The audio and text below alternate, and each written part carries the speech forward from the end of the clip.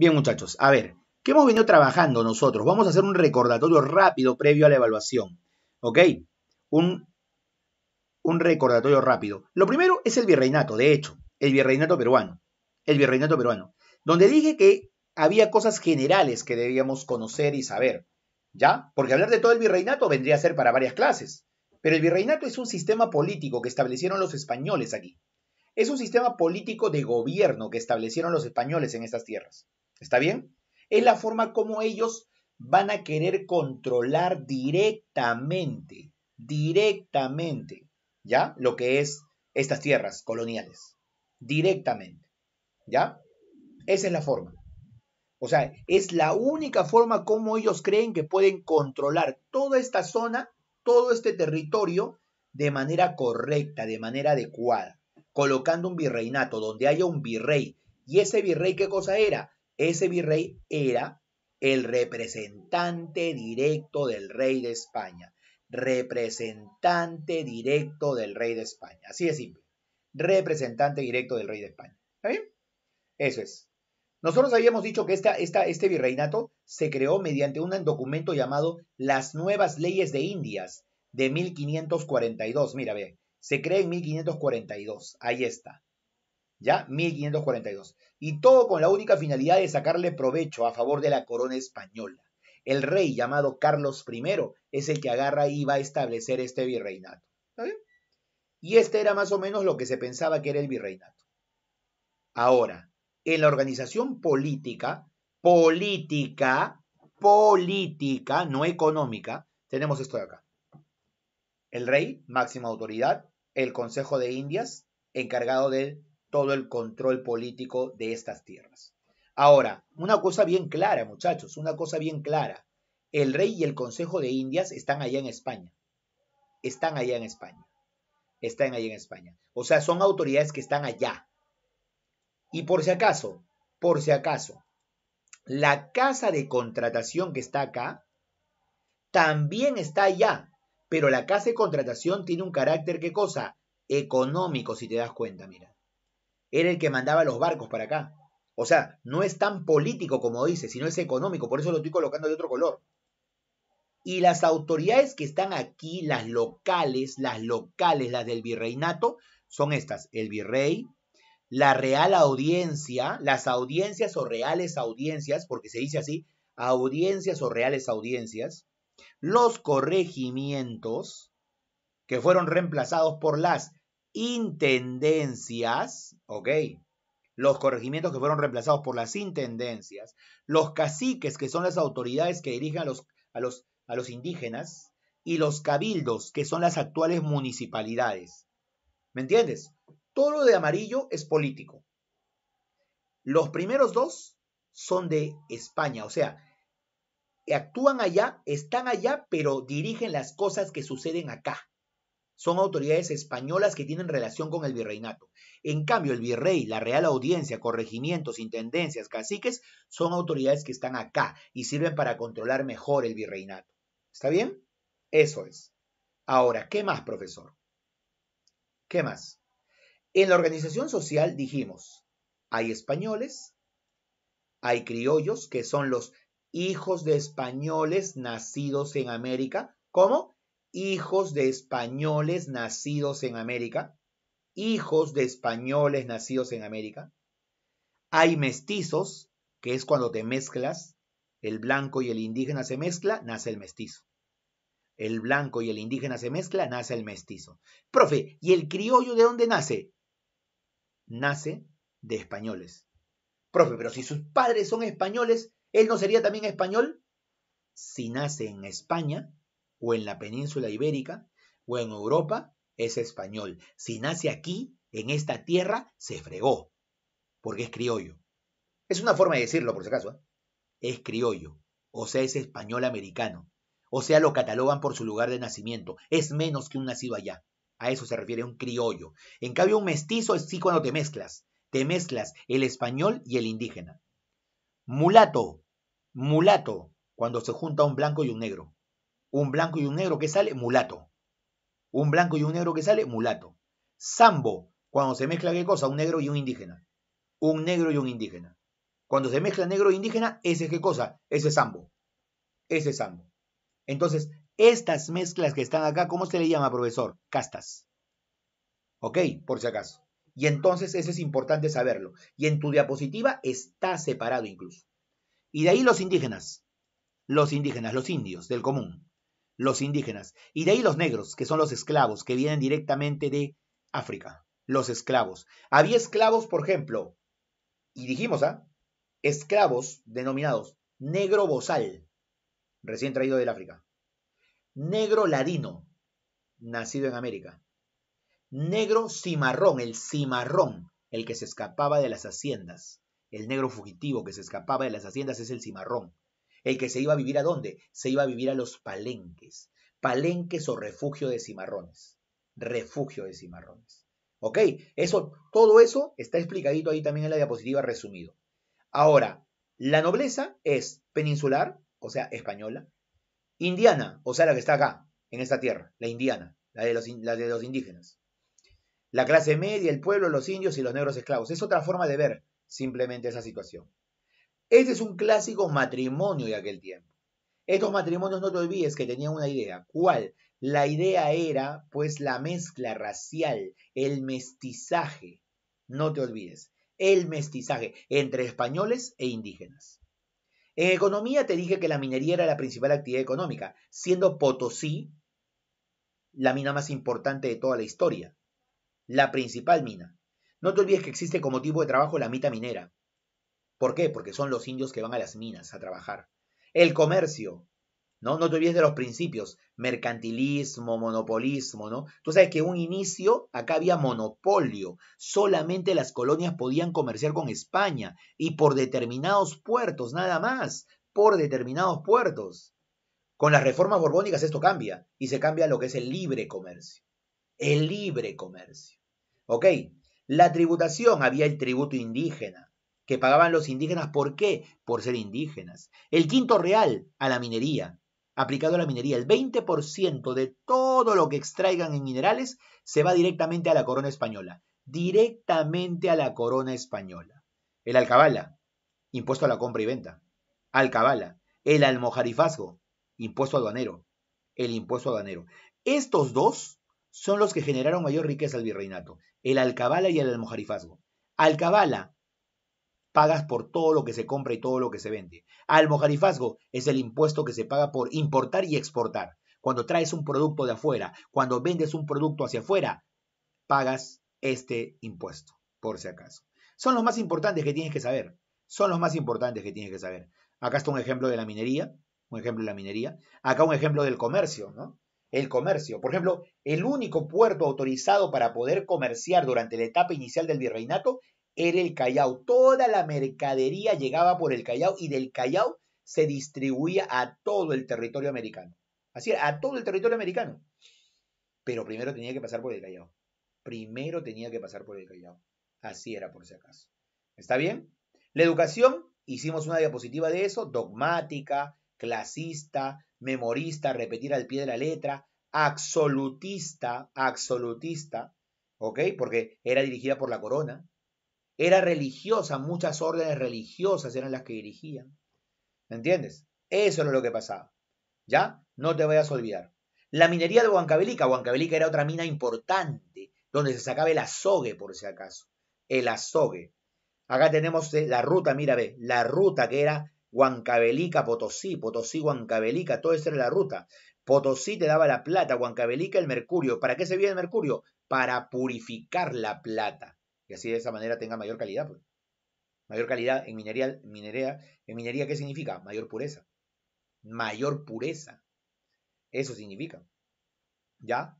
Acá está el sistema que ellos utilizaban, el sistema de flotas y galeones. Flotas porque iban barcos en grupo, galeones porque iban acompañados de barcos militares. Flotas y galeones que cruzaban el Atlántico y después el Pacífico. Los barcos que cruzaban el Atlántico se llamaban flotas y galeones. Los barcos que iban de Panamá al Callao, de Panamá al Callao, del Callao a Panamá, se llamaba la Armada del Sur.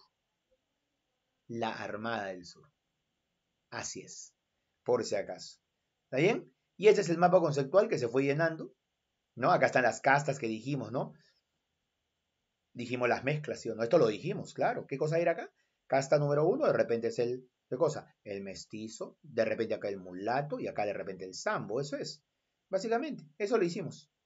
Ahora, ¿qué más? En segundo lugar, las reformas borbónicas. Las reformas borbónicas es cuando allá en España cambian de rey. Sale la familia Habsburgo de Austria, entra la familia Borbón de Francia. Y cuando entran los nuevos ya saben que hacen cambios. ¿Quién es el primer rey Borbón? Felipe V. ¿Quién es el rey Borbón más importante para nosotros? Carlos III. ¿Por qué? Porque Carlos III aplicó las reformas borbónicas en América. Carlos III aplicó las reformas borbónicas en América. Eso es lo que pasó. Aplicó las reformas borbónicas en América. ¿Está bien? Eso es lo que vamos a tener, por si acaso. ¿Listo? Bien. ¿Qué más vamos a tener, muchachos? ¿Para qué tú haces reformas? Para mejorar las cosas. Para mejorar las cosas. ¿Bien? Entonces, si hablamos de reformas borbónicas, son todos los cambios que hicieron los Borbones. Todos los cambios que hicieron los Borbones. ¿Está bien? Todos, todos, todos. Comenzaron durante todo el siglo XVIII y cambiaron muchas cosas. ¿Para qué quieren hacer esos cambios? Mira, ¿qué dice acá? Cambios eclesiásticos, territoriales, comerciales, administrativos que hace la corona española cuando los Borbones desplazan, sacan del poder a los Habsburgo. ¿Ok? Y eso se ve reflejado también en el Perú. Se ve reflejado también en el Perú. Objetivos, fortalecer el poder central del gobierno español, que lo había perdido, pues. O sea, centralizar, buscar nuevamente el poder, buscar nuevamente controlar todo lo que estaban perdiendo ellos. Esa era la idea, por si acaso. Esa era la idea. Entonces, tienes que buscar el control, como se dice. El control. ¿Está bien? ¿Qué más? Personajes resaltantes, varios. Varios. Pero a nosotros, ¿quién nos interesa? Felipe V y Carlos III. Felipe V, primer rey Borbón. Carlos III, rey Borbón que aplicó las reformas borbónicas en América. Acá está Carlos III. ¿Cuáles son las reformas? Las económicas, la más importante de todas. ¿Ok? Que el sistema de monopolio comercial. ¿Te acuerdas del monopolio comercial? ¿Te acuerdas que las colonias solamente pueden comerciar con España? Bueno, se cambió. Y se estableció esto que estoy poniendo acá. ¿Qué cosa, profesor? El comercio libre. El libre comercio. Que venga quien sea, no interesa, que vengan. Con tal que pague impuestos. Punto. Con tal que pague impuestos. Ahí está, con tal que pague impuestos. Y se aumentan los impuestos, el alcabala, el almojarifazgo, se aperturan nuevos puertos, o sea, se hacen más cosas para ganar más. Que venga quien sea con tal que paguen, dice el rey. Reformas administrativas, nuevos virreinatos. ¿Me entiendes? Nuevos virreinatos. ¿Me entiendes? Nuevos virreinatos. Por ejemplo, al virreinato del Perú se le manda al visitador Areche para que vea qué es lo que está pasando por acá. ¿Qué es lo que está pasando por acá? ¿Ya? Ahora, se crean las intendencias que reemplazaron a los corregimientos. Los corregimientos eran los más abusivos de la colonia. Ahora ya no hay corregimientos. Hay intendencias. ¿Se crea qué cosa? Se crea la audiencia del Cusco. La audiencia del Cusco para que ya no vayan hasta Lima a querer quejarse. Ya no van hasta Lima, sino simplemente en el Cusco nada más. En el Cusco. ¿Ya? Reformas territoriales. Se crea el virreinato de Nueva Granada. Se crea el virreinato del Río de la Plata. ¿Ok? Se le da autonomía, se crea la Capitanía General de Chile y se firma el Tratado de San Ildefonso. Bueno, esto último no te voy a preguntar. Esto último déjalo ahí. Estos tres, sí. Estos tres primeros, sí. ¿Ok? Estos tres fijos, sí o sí. Por si acaso. Los tres. ¿Ya? Virreinato de Nueva Granada, Virreinato del Río de la Plata, Capitanía General de Chile, por si acaso. Eso es. ¿Ya? ¿Ok? Ahora, no te olvides, las intendencias que está aquí reemplazaron a los corregimientos. Acá he puesto intendencia, pero acá está exacto, mira. La creación de intendencias que reemplazan a los abusivos corregidores. Reforma eclesiástica, lo más importante, acá está la expulsión de los jesuitas. Todos los jesuitas fueron expulsados. porque criticaban, cuestionaban el poder del rey de España, por más que el Papa mismo le había dado el poder al rey de España para que nombre autoridades eclesiásticas, esta orden religiosa no hacía caso. No hacía caso y se enfrentaba al rey. Y por enfrentarse al rey fueron expulsados todos, pues. Se expulsó a la Compañía de Jesús, se expulsó a los jesuitas de España y América, señores. Se les expulsó y se fueron a Europa, caballero, ¿me entiendes? Esa fue la gran pelea. Eso se hizo con el gobierno de Carlos III, rey de España. Y acá en el Perú, ¿quién estaba? El virrey Manuel Amat Junyent. El virrey Manuel Amat Junyent, por si acaso. Fueron expulsados de España y América, de todo lado, por si acaso fueron expulsados. Todas las cosas que tenían los jesuitas pasa esto de acá, a la oficina de temporalidades, a la junta de temporalidades, para ver qué era lo que tenían ellos. ¿Ok? Con los colegios jesuitas se crea esto, mira, el Convictorio de San Carlos. Todos los colegios jesuitas pasan a ser, ¿qué cosa? El Convictorio de San Carlos. El Convictorio de San Carlos. Y los jesuitas que eran misioneros, o sea, se iban a lugares alejados a evangelizar, detienen todo eso. Detienen todo su proceso evangelizador. Eso va a pasar con los jesuitas. ¿Ok? ¿Ya? Luego la reforma comercial en América te habla nuevamente de qué cosa, de que se aperturó, se estableció el libre comercio y se anuló, se eliminó el monopolio. Eso te habla. Y acá, a nivel general, ¿cuáles son las reformas que nosotros hemos visto? Todo esto se desarrolló. Y en los movimientos indígenas del siglo XVIII hay que recordar que son dos grandes movimientos. El movimiento llamado Rebelión de Juan Santos Atahualpa y la otra es la de Túpac Amaru II, José Gabriel Condorcanqui, Túpac Amaru II. ¿Ok? ¿Ya? José Gabriel Condorcanqui y Túpac Amaru II. Son las dos grandes. Por eso dice acá, movimiento de resistencia amazónica.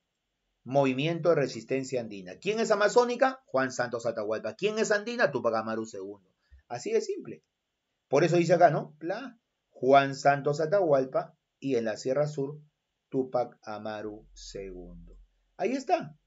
Son los dos grandes rebeldes del siglo XVIII, que ya no van a aguantar todo lo que venía dándose acá en el ¿cómo se llama? El virreinato. En el virreinato. Ya no van a aguantar y por eso sacan su rebeldía, porque muchos de ellos incluso están en contra de lo que es las denominadas reformas borbónicas, contra las reformas borbónicas, por ese caso. La rebelión de Juan Santos Atahualpa fue en la selva, fue en la selva central, mira acá, inició su levantamiento en la selva central, se hacía llamar el Mesías Inca, por eso decía que era Juan Santos Atahualpa, era la reencarnación de Atahualpa, decía él. ¿Ok? Él se levantó en la selva central, en la ceja de selva central. Decía descendiente de Atahualpa. Mira, ahí está, no te miento, ahí está. ¿Ok? ¿Qué hizo? ¿Cómo inició las cosas? Inició su rebelión en 1742, en la zona llamada, ¿qué cosa? El Gran Pajonal, el Cerro de la Sal. Ahí inició su movimiento atacando a las misiones franciscanas de la zona que iban a evangelizar a esa zona. ¿Ok? Atacando las misiones franciscanas que evangelizaban el lugar, que evangelizaban la Sierra Central, por si acaso. ¿Ya? Agarró y ¿qué cosa hizo? Agarró y votó a los franciscanos para evitar inconvenientes. Los pueblos lo apoyaron, ¿eh? Distintos pueblos, piros, shipibos, campas, conivos, etc. Las distintas etnias lo apoyaron. Y él, para no confundirse a todos que lo querían apoyar, les puso el nombre de ¿qué? Les puso el nombre de chunchos. Y formó sus guerrillas de chunchos. Los chunchos, los guerrilleros chunchos. ¿Ok? No te vayas a olvidar. Todo esto sucedió durante el gobierno virrey Antonio de Mendoza, marqués de Villagarcía. Ya está. Movimiento mesiánico milenarista. ¿Por qué mesiánico? Porque mucha gente pensaba que él era el Mesías. Él hablaba de ser el elegido. Los españoles traían su idea del Mesías, ¿sí o no? Él hablaba de ser el Mesías Inca.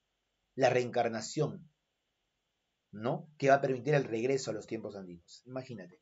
Todo eso es el movimiento mesiánico, por ese caso. Se desconoce cuándo murió, cómo murió, se desconoce todo eso. La rebelión desapareció progresivamente. En cambio, el otro caso es José Gabriel Condorcanqui. José Gabriel Condorcanqui, Túpac Amaru II.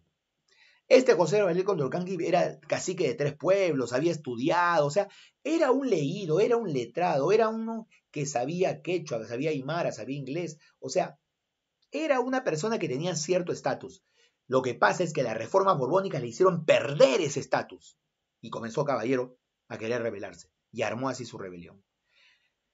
La rebelión tiene, según los libros que leas, 2 etapas o 3 etapas. La fase quechua, esa nadie la quita. La fase quechua sí o sí. La fase quechua sí o sí, por si acaso.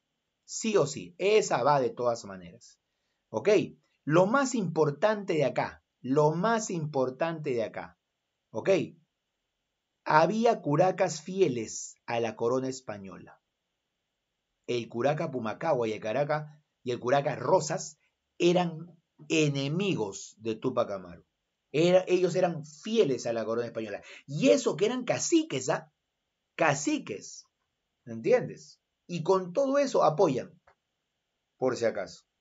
Otra cosa más. ¿Cómo se llamó la esposa? Acá está, Micaela Bastidas. La esposa de Túpac, que apoyó totalmente el movimiento, es Bastidas. Ahora, ¿cómo inició su rebelión? ¿Cómo la inició? ¿Ok? Vamos a tener ¿qué cosa? Que Antonio de Arriaga fue apresado por Túpac Amaru. El corregidor Arriaga va a ser ejecutado, ¿me entiendes? En 1780. Y esa ejecución es el inicio de la rebelión. Han matado a un corregidor aquí. ¿Quiénes? Los indígenas. Han matado a un corregidor. Eso ocurre. Y entonces, como han matado a un corregidor, eso significa el inicio de la rebelión de Túpac Amaru II, cuando matan al corregidor Arriaga. ¿Quién es su principal opositor? No te olvides, Mateo Pumacahua, que aparece ahí donde ya te he señalado, y acá también aparece, mira. Aquí también aparece Mateo Pumacahua. Opositor a Túpac. Después se va a arrepentir ya. ¿Ok? Después se va a arrepentir. No te olvides que a Túpac, ¿no? Se enfrentaron con él en varias expediciones. Y la batalla más importante, la única que ganó, la única que pudo desarrollar sin problemas, batalla de Sangarará. Único triunfo de Túpac en toda la campaña. Después viene la fase Aymara. La fase Aymara es con Diego Cristóbal Túpac Amaru. ¿Dónde lo dirige? Ya no en Cusco, sino en Puno. Puno, a Zángaro, Puno. ¿Ya? ¿Y tuvo qué cosa? El apoyo militar de quién? De Túpac Katari, Julián Apaza. Túpac Katari, Julián Apaza, que son los continuadores de la rebelión de Túpac. La verdad es que Diego Cristóbal terminó firmando ¿qué cosa? La paz de Sicuani. Pero eso fue aprovechado, ¿para qué? Aprovechado para capturarlo y luego poder ejecutarlo. Fue una manera vil de poder, ¿qué cosa? Acercarme a este personaje. La etapa Aymara, con Diego Cristóbal, no te olvides, Diego Cristóbal Túpac Amaru, ¿ok? ¿Ya? ¿Y quién lo apoyaba? Túpac Katari. Túpac Katari. Ahora, por si acaso, ¿cómo lo hemos puesto en las diapositivas? Escúchame, ¿eh? Fase quechua, Túpac. Fase Aymara, Julián Apaza. Túpac Katari. Y fase de la prolongación, Diego Cristóbal. Causa de la derrota, varias causas. El apoyo, por ejemplo, que tuvo los caciques hacia la corona española. Se supone que deberían estar los peruanos unidos. Nada de eso. ¿Ok? La falta de apoyo, entonces, de los caciques, por si acaso. Además, también, pues, la preparación propia de los españoles para luchar contra Túpac totalmente en ese contexto. ¿Ok? Las consecuencias. Se suprimió el reparto de mercancías cuando te vendían obligatoriamente productos. Se suprimieron los corregimientos, ahora vienen las intendencias. Se creó una audiencia en el Cusco para que ya no vayan a Lima a reclamar. Se prohibió la lectura de los comentarios reales, porque muchas de las cosas que están en los comentarios reales son, ¿qué cosa? Irreales. ¿Ok? Irreales. Contribuyó a lo que es el surgimiento del sentimiento de independencia. Eso es cierto. Esa es la rebelión de Túpac Amaru y la de Juan Santos Atahualpa. Acá te cuentan el suplicio, ¿ya? Esto ya tranquilamente con la lectura se va a desarrollar o ya debe estar desarrollado la tarea que dijimos. Y en esta parte final lo trabajamos en el libro. ¿Se acuerdan la vez pasada? ¿Se acuerdan el libro? Solamente eso, no hubo diapositiva ni nada, porque son los factores del proceso de independencia. Factores ideológicos, la ilustración. Factores políticos, la independencia de Estados Unidos y la Revolución Francesa. Esto lo trabajamos en lo que es la clase pasada.